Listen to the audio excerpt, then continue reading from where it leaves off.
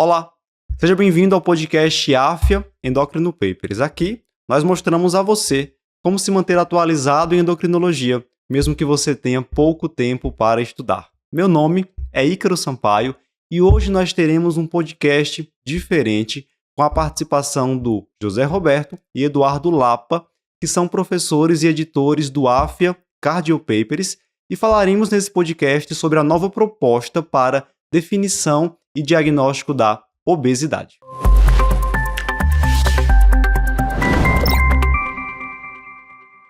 Bom, então só para contextualizar o pessoal, o Lancet acabou de sair no comecinho de janeiro de 2025, um novo consenso, né? Então, em que ele propõe novos critérios, além do IMC, para a gente poder falar sobre obesidade. E ele põe algumas outras condições, né? Como pré-obesidade, obesidade clínica, enfim. Vamos entender isso melhor. Mas antes disso, queria saber do Ícaro. Ícaro, como que é até 2024, dezembro de 2024, como que a gente levava o diagnóstico de obesidade? A gente falava muito de IMC, era só IMC ou a gente está comendo bola de uma outra coisa? Como que a gente fazia esse diagnóstico aí na endócrino? Perfeito, Zé Roberto. Então os caras tiveram um grande desafio quando escreveram aí essa sugestão de mudança para diagnóstico de obesidade, para uma nova classificação de obesidade. Não é à toa que a gente tem um documento com mais de 40 páginas, e aqui a gente tem também um desafio que é tentar trazer isso de forma o mais objetiva possível. Mas falando um pouco sobre o diagnóstico de obesidade, porque isso é importantíssimo para que a gente entenda a discussão que é levantada nesse artigo. Atualmente, como é que a gente define obesidade? Simplesmente baseado no IMC. E isso vale para a prática clínica e vale também para os estudos científicos. A gente usa o índice de massa corpórea, peso dividido por altura ao quadrado, um IMC a partir de 30, diagnostica esse paciente como sendo portador de obesidade, 30 a 34,9 é obesidade grau 1, 35 a 39,9 grau 2, a partir de 40, uma obesidade grau 3. Se a gente tem um IMC menor que 30, mas que está ali entre 25 e 29,9, seria sobrepeso. De 18,5 a 24,9 o paciente é eutrófico e abaixo de 18,5 o paciente está como desnutrido ou baixo peso. Claro que isso tem inúmeras limitações, como a gente vai falar já já, tanto é que na prática, para complementar essa avaliação de obesidade, a gente usa também a circunferência abdominal para definir se esse paciente tem uma obesidade centrípeta.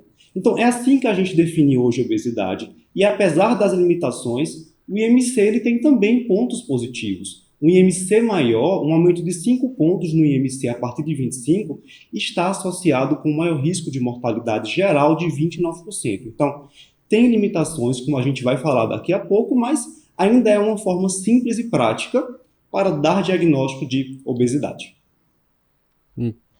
Então, a gente tinha o diagnóstico através do IMC e podemos entender que a circunferência abdominal, a relação cintura-quadril, que são coisas que a gente até usa, talvez o endócrino com certeza mais do que a gente na cardio, mas usa no consultório como um a mais, né? Então ele não era um critério diagnóstico, ele usava para a gente entender melhor o risco daquele paciente, entender melhor a distribuição de gordura e ver o risco de outros distúrbios metabólicos associados, né? Isso, como uma ferramenta complementar para ser somada ao IMC. Maravilha. Bom, e aí você comentou que o IMC agora, ele era a principal, se ele era, talvez ele não seja mais a principal, né? Então, quais são essas limitações do IMC e essas medidas que a gente já havia comentado, dessas medidas antropométricas, elas também têm alguma limitação também? Eu vou comentar que a gente sabe que às vezes a gente vê no dia a dia, o bodybuilder, essas coisas acabam dando uma bagunçada aí. Comenta um pouquinho melhor pra gente sobre isso, Ícaro, das limitações. Vamos pensar aqui, se a gente está utilizando um cálculo que é baseado no peso dividido por altura ao quadrado. Esse peso, ele não interessa para o IMC se o paciente tem um alto percentual de massa gorda ou se ele tem um alto percentual de massa magra. Eu posso ter um paciente que pesa 100 quilos e que é classificado como uma obesidade grau 1, mas que na realidade é um atleta e que tem um alto percentual de massa magra e que vai ser incorretamente classificado como sendo um paciente portador da doença obesidade por ter um IMC maior que 30. Agora, eu posso ter de fato um paciente que é classificado como sendo portador de obesidade e que tem sim um excesso de massa gorda. Então, primeiro ponto, o IMC não diferencia massa gorda de massa magra. Segundo ponto, eles indica ali apenas que o paciente tem um excesso de peso, uma obesidade, mas não nos dá informações sobre a distribuição dessa obesidade. E vocês sabem bem que, do ponto de vista metabólico, é importante saber se esse paciente tem uma obesidade visceral ou se ele tem um depósito periférico de gordura, porque é a gordura visceral, essa obesidade centrípeta, que está associada com maior risco de doença cardiovascular, com maior risco de complicações metabólicas. Então, a gente tem aí duas limitações importantes do IMC. E aí você pode falar assim, ora Ícaro, mas se eu complemento isso, por exemplo, com ciência abdominal, ou com a relação cintura-estatura, eu consigo ter uma noção melhor do risco metabólico desse paciente, da distribuição de gordura, e isso é verdade, é o que a gente faz na prática, mas ao mesmo tempo, o fato de eu saber que o paciente tem obesidade visceral também não significa necessariamente que ele tenha lesão de órgão-alvo relacionada a esse excesso de adiposidade. Então, por mais que as medidas antropométricas tragam informações sobre a distribuição de gordura, elas não conseguem trazer informações sobre danos causados por esse excesso de adiposidade. E a gente fica realmente aí com uma limitação importante que leva à grande pergunta que vai servir como base para esse artigo, para essa sugestão de mudança que foi feita. A obesidade é realmente uma doença, né? Mesmo que o paciente tenha um excesso de adiposidade visceral, isso é uma doença ou é somente um fator de risco para o aparecimento de doença?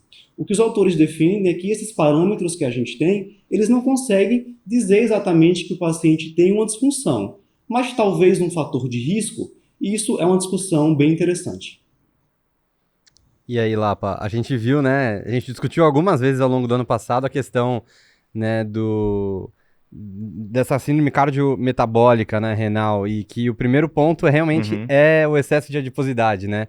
Então isso a gente já tá vendo uma tendência de falar que tem uma adiposidade disfuncional, né, um tecido gorduroso que tem o seu papel hormonal de uma forma negativa, né, gerando um impacto em resistência à insulina e outras partes, né, das vias metabólicas. Então, esse é um dos pontos que acho que a gente havia cantado a bola. Não, a gente, né?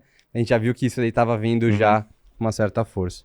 E também eu queria só comentar, antes fazer o comentário, que também a gente ainda tem uma divisão do IMC de acordo com a etnia também, né?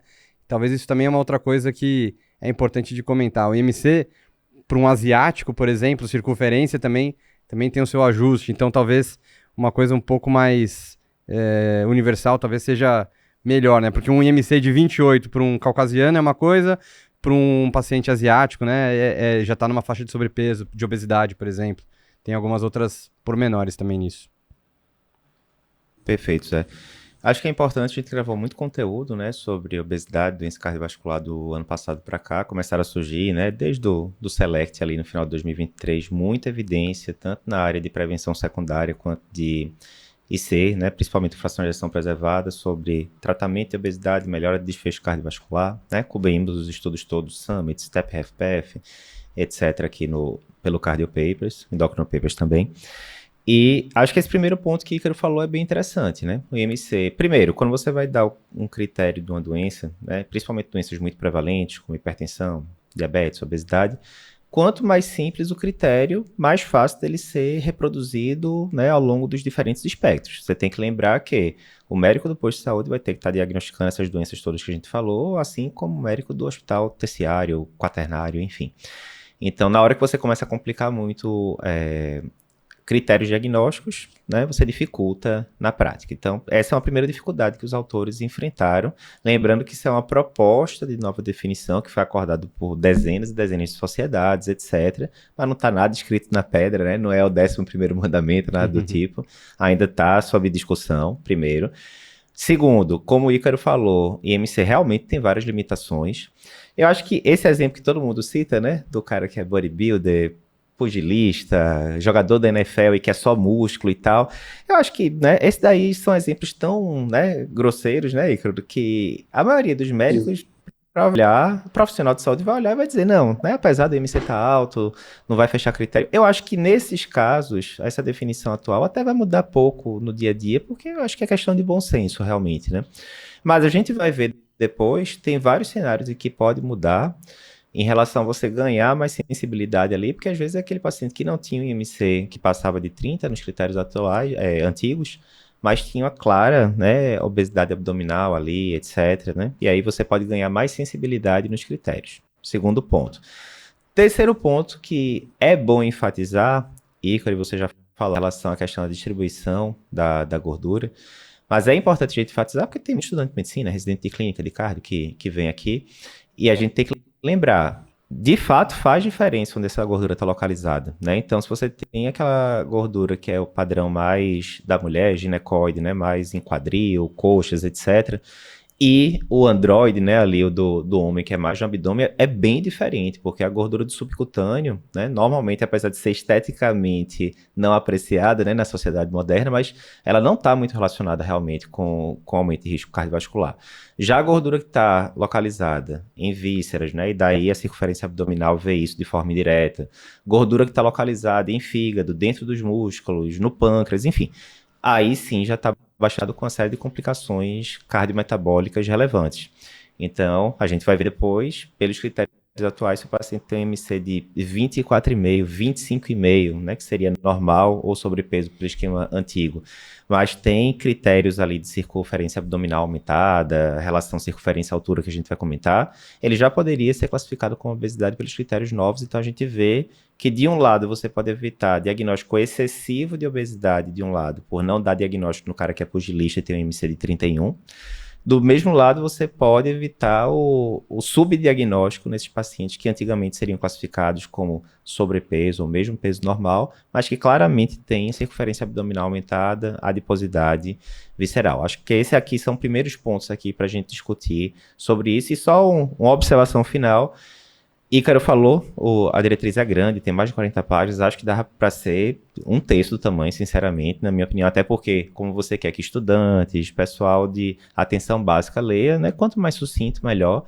Essa parte de discutir se a obesidade é doença ou não, ali eu acho que eles já viajaram um pouco, né, até porque, lembrando, né, vamos falar depois, mas às vezes você tem paciente hipertenso que não tem lesão de órgão-alvo nenhum, etc, etc, e ainda assim ele é classificado como hipertenso, é doença, a gente sabe que aumenta risco de complicação futura de meio mundo de coisa, acho que a obesidade termina entrando nesse mesmo campo.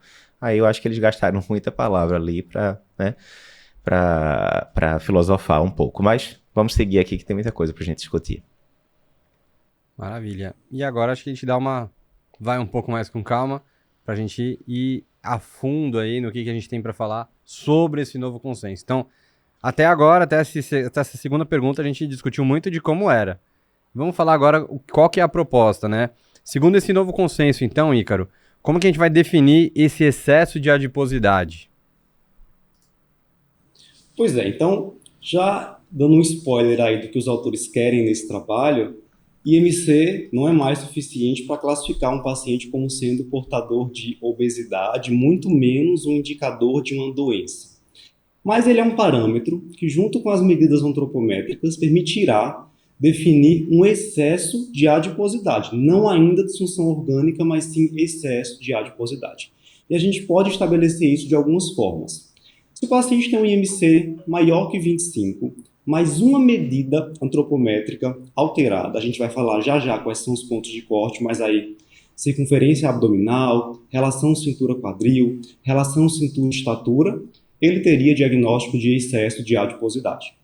Ou ainda, independentemente do IMC, se o paciente tem duas dessas medidas antropométricas alteradas, considerando aí gênero, que a gente tem uma diferençazinha do ponto de corte para homem e para mulher. Uma outra opção, isso não quer dizer que esses exames devem ser solicitados rotineiramente, mas uma outra opção para definir excesso de adiposidade seria na DEXA, a densitometria de corpo inteiro, ou ainda com a bioimpedância, a gente tem um percentual de massa gorda maior que 25% nos homens ou 30% a 38% nas mulheres. Então, a gente conseguiria apenas com um desses exames complementares definir também excesso de adiposidade.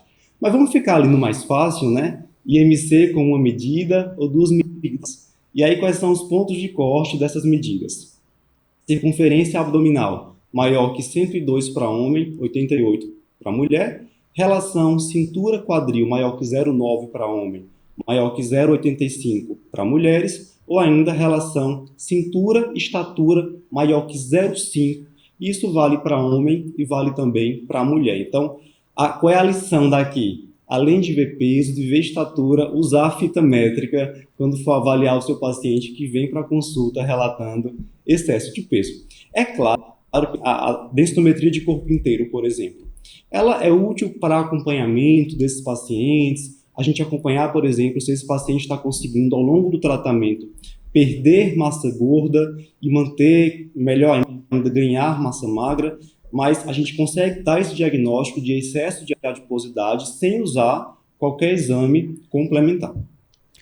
Ícaro, então, uma dúvida minha, então, você comentou que a gente pode fazer o IMC associado a alguma outra medida antropométrica. E aí, do IMC, então, a gente ainda vai continuar com essa classificação que a gente tem atualmente, grau 1, 2, 3, por exemplo, ou a gente vai usar um valor absoluto do número?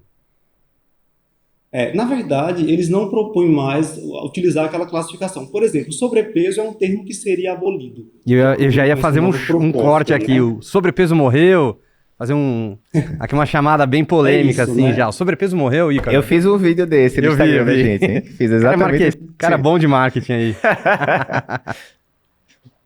Mas o que passa a importar agora esse paciente tem um excesso de adiposidade que está associado com disfunção orgânica ou não? E não mais agora uma classificação apenas baseado no IMC. O IMC é apenas um parâmetro para definir o excesso de adiposidade. Então seria apenas uma triagem, mas que não permite mais fechar um diagnóstico de obesidade. E aí, dessa forma, essa classificação não seria utilizada, mas sim agora uma classificação entre clínica e pré-clínica. Obesidade clínica e obesidade pré-clínica, se houver, de fato, esse critério anterior de excesso de adiposidade, pelo menos. Quer complementar alguma coisa aí, Lapas? Não? Não, aqui é perfeito. Eu acho que Ícaro colocou bem. Tem esse problema, né, Ícaro, que na própria diretriz ele coloca que todos esses parâmetros de circunferência abdominal, etc., são para pessoas caucasianas, né, de pele clara, e não, pelo menos no documento principal, eles nem entram nos detalhes em relação a outras etnias. É um problema, porque a gente sabe que aqui no Brasil, pelo menos, é uma população muito miscigenada, primeira coisa. Segunda coisa, eu tenho dado muito carão nos residentes da CARD, né? Tá lá examinando o paciente. E aí, deu quanto circunferência abdominal? Tô sem fita métrica, minha gente. 2025 não dá mais, né? Pra vir aqui pro ambulatório sem fita métrica. Tem que trazer, né? Faz bastante sentido. Aí lembrar, porque isso, mais uma vez, é sugestão de especialistas, dezenas de especialistas na área. Todas as recomendações que entraram lá no consenso tiveram um grau de concordância de pelo menos 90%, vários tiveram unanimidade, né? Todo mundo concordou. Mas por que eles colocaram do ponto de vista científico? Por que colocar circunferência abdominal, relação circunferência sobre altura? Ou seja, eu tenho 1,80 m, eu posso ter uma circunferência abdominal que chega à metade da minha altura, 90 centímetros. Passou disso, está alterada, vai dar uma relação acima de 0,5. Por que isso? Porque já tem muito estudo na literatura mostrando que esses parâmetros, eles predizem, né, risco de eventos futuros, cardiovasculares inclusive, de forma melhor, mais acurada do que o IMC isoladamente, né? E aí, como a gente vai ver, se você tem dois pacientes com IMC de 27, um tem circunferência abdominal aumentada, outro tem normal, os estudos mostram que esse primeiro paciente vai ter mais evento cardiovascular, maior risco no futuro do que o segundo, né? Então, esse é um dado bem relevante também. E aí, do ponto de vista prático, né, que você falou agora, essa questão do sobrepeso, etc. Pela classificação nova, tiraria, eles colocam lá, inclusive, um infográfico, né, que eles vão comparando como é que era antigamente, como ficaria agora. E entre vários exemplos que ele coloca lá, tem lá 2 casos. Sei lá, paciente com IMC de 28, pelo esquema antigo, ficaria como sobrepeso. Beleza. No primeiro paciente com IMC de 28, ele coloca como se o paciente tivesse circunferência abdominal, relação circunferência abdominal, altura, tudo normal. Ou seja, esse paciente sai de sobrepeso, não existe mais essa classificação, ele fica como normal do ponto de vista de obesidade, né? Ele meio que dicotomiza, é obeso ou não obeso. Ponto. Já um segundo caso, com o mesmo IMC igualzinho, de 28, se tiver, digamos, circunferência abdominal é um homem, circunferência abdominal de 103, maior do que 102, considerando caucasiano. Ele sai de sobrepeso, que a partir de agora não existiria mais por essa classificação nova, ele já pula para obesidade, né? Então, isso é uma coisa que muda realmente em relação ao paradigma anterior. Eduardo, mas isso vai mudar a conduta? Vamos discutir mais para frente, que aí é o principal, né? Você ficar nomeando uma coisa de A ou B tem importância? Tem, mas no final das contas o que vai mudar, o que importa para o paciente é eu vou ganhar uma medicação a mais por causa disso, eu vou ganhar um exame disso, enfim, vamos falar isso daqui a pouco, né?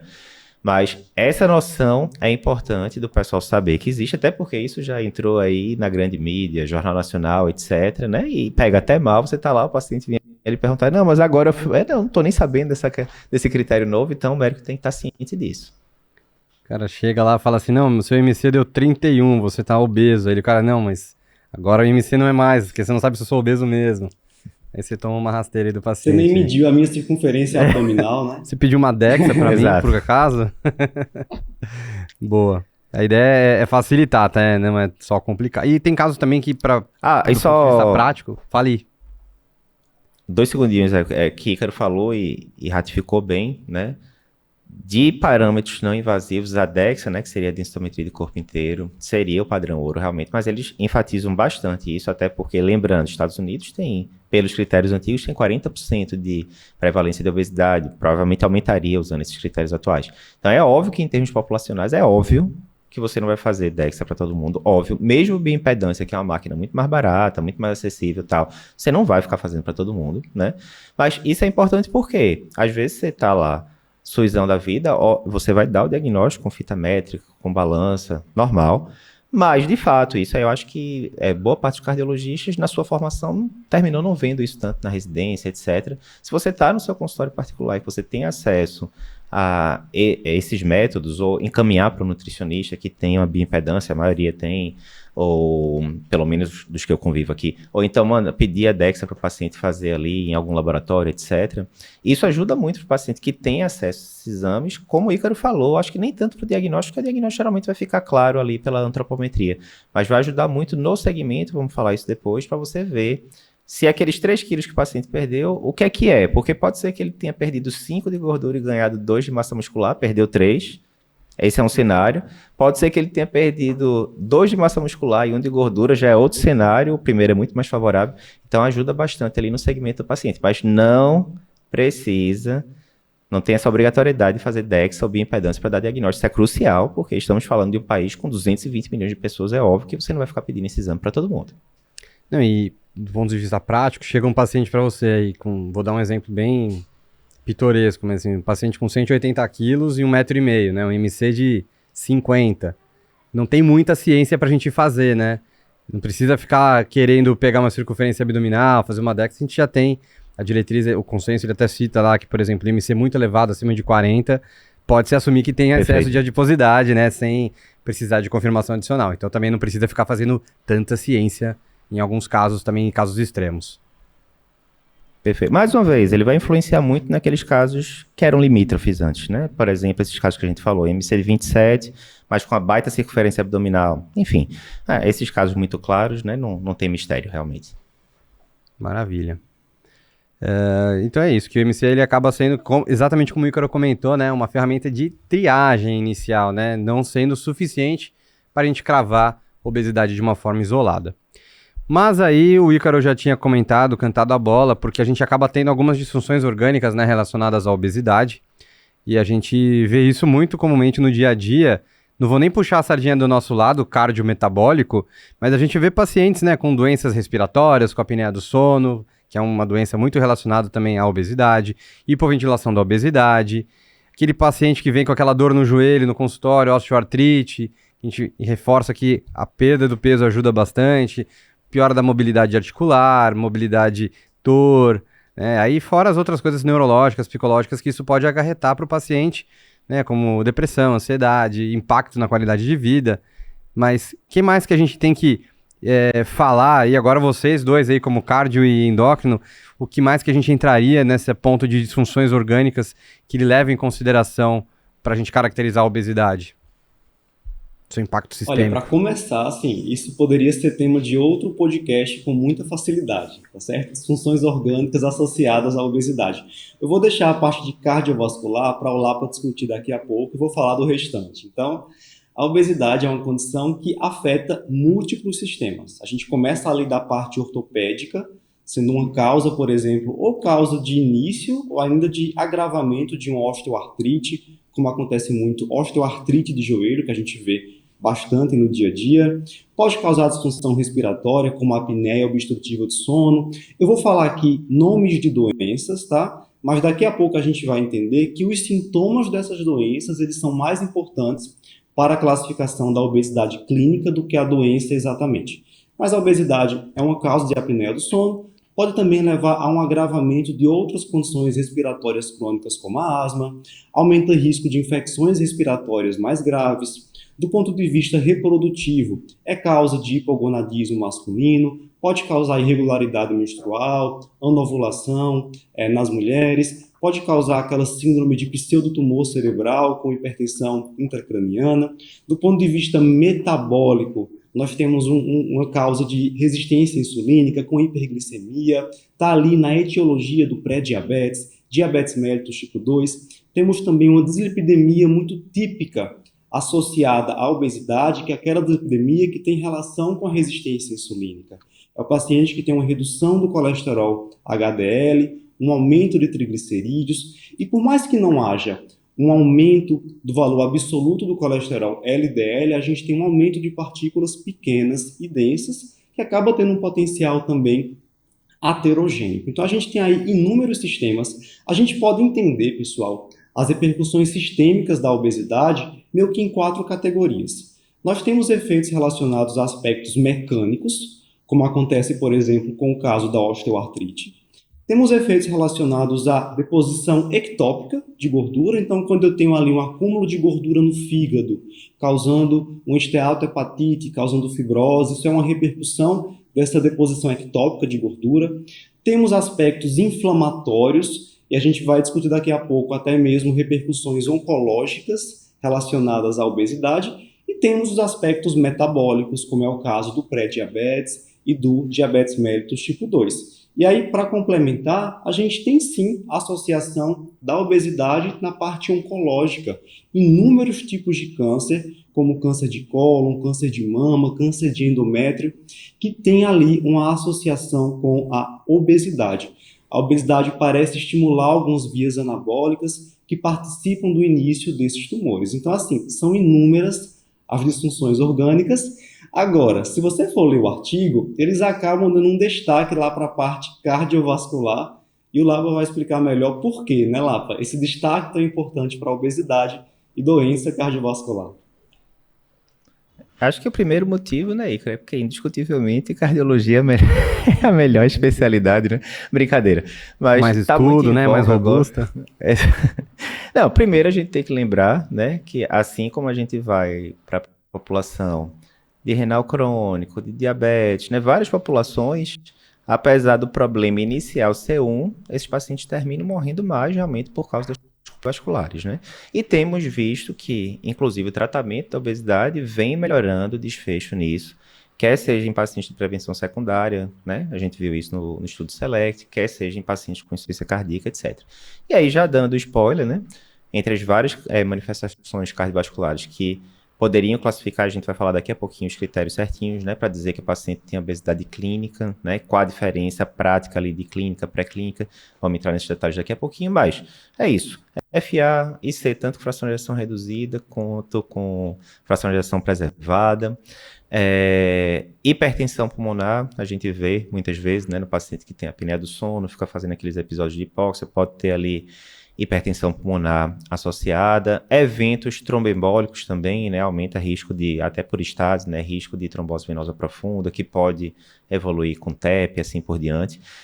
Aumento de pressão, obviamente, né, quantos pacientes eu não vi lá da minha tese de doutorado que chegavam antes da cirurgia bariátrica com 4 antihipertensivos, operavam 3 meses depois, 4 meses depois tinham perdido 20 e poucos quilos e estavam com um antihipertensivo sem nenhuma medicação, né?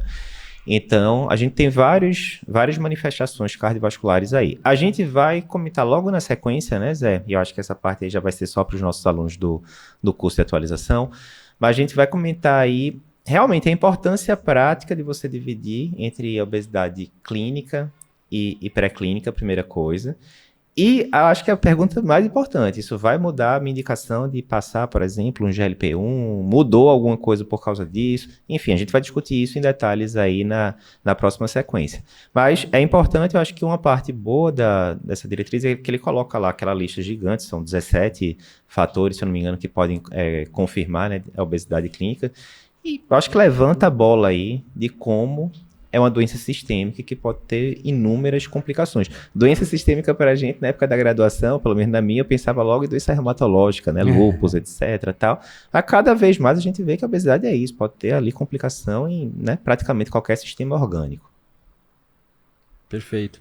E aproveitando, até puxando um pouquinho o gancho dos nossos podcasts, eu vou pedir para o pessoal deixar aqui na tela, em algum lugar, aqui ou aqui na descrição, o episódio que a gente falou de síndrome cardiorrenal metabólica, que a gente comenta um pouquinho mais também dessas vias aí, resistência à insulina, hipertrigliceridemia, dislipidemia, obesidade, excesso de adipócitos aí. Então vamos deixar aqui, já deixei com a produção também o link, e deixar isso daí no gatilho para quem quiser saber um pouquinho mais sobre isso. Bem, pessoal, falamos até aqui sobre pontos importantes, como era a definição de obesidade, quais são as limitações do IMC e das medidas antropométricas, como é que a gente define excesso de adiposidade, quais são as disfunções orgânicas que estão associadas com a obesidade, mas falta discutir outros pontos. Como definir obesidade clínica e obesidade pré-clínica, e como abordar, como tratar essas condições. Se você quiser conferir a versão completa desse videocast, acesse a nossa plataforma do curso de atualização em endocrinologia do AFIA Endocrino Papers. Eu te espero lá.